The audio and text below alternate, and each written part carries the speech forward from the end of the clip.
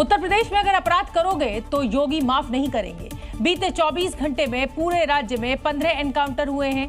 Police के तगड़े प्रहार से कहीं लंगड़े हुए अपराधी हाथ जोड़कर माफी मांगते दिखे तो कहीं स्ट्रेचर पर पड़े पड़े अपराध छोड़ने की कसम खाते दिखे।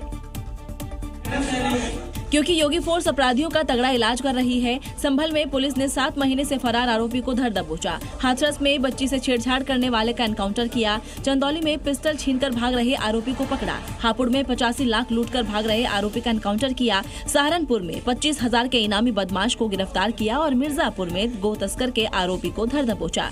योगी फोर्स अपराधियों को सिर्फ पकड़ती ही नहीं, उसका अपने स्टाइल में पक्का इलाज भी करती है। सहारनपुर में बदमाशों के खिलाफ योगी फोर्स ने 24 घंटे में 7 एनकाउंटर किए।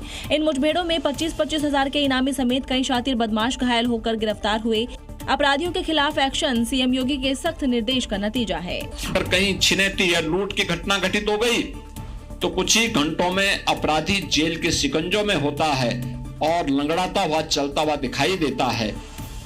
उत्तर प्रदेश में अपराधियों के खिलाफ सख्ती का ही नतीजा है कि अपराधी एनकाउंटर के बाद कसम खा रहे हैं कि वो अब कभी अपराध नहीं करेंगे। हाथ जोड़कर माफी मांग रहा है अपराधी कि ऐसी गलती अब दोबारा नहीं होगी। क्योंकि योगी फोर्स ने इस अपराधी का तगड़ा इलाज कर दिया है, जिसके कारण अभी ये अपने पैरों पर खड़ा भी नहीं हो सकता। चलने के लिए इसे पुलिसकर्मियों के कंधों का सहारा लेना पड़ रहा है। आकाश बाबू नाम का ये शख्स बदायूं का रहने वाला है और बीते 7-8 महीने से संभल में गाड़ी चोरी की वारदात को अंजाम दे रहा था। लेकिन जब संभल पुलिस ने इसे पकड़ा तो इसका तगड़ा इलाज भी कर दिया। तभी तो अब ये कभी संभल नहीं आने की कसम खा रहा है।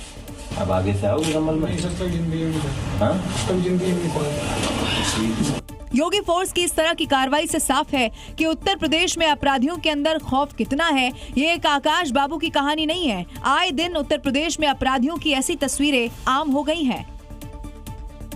अगली खबर प्रयागराज से है, जहां माफिया अतीक अहमद की करोड़ों की कुर्क संपत्ति को उसके ही गुर्गे अवैध तरीके से बेच रहे हैं और अतीक के परिवार को मदद पहुंचा रहे हैं। हालांकि मामला सामने आने के बाद राजस्व और पुलिस विभाग एक्शन की तैयारी में है।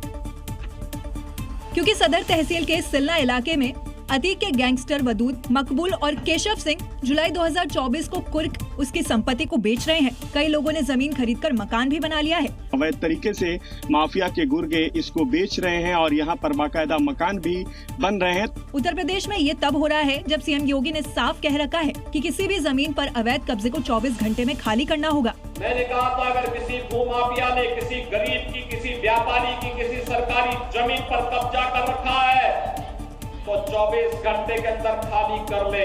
अब मामला सामने आने के बाद राजस्व और पुलिस विभाग एक्शन में है और अतीक के गुर्गों पर कार्रवाई की तैयारी चल रही है। उम्मीद है उनका भी वही अंजाम होगा जो उनके आका का हुआ।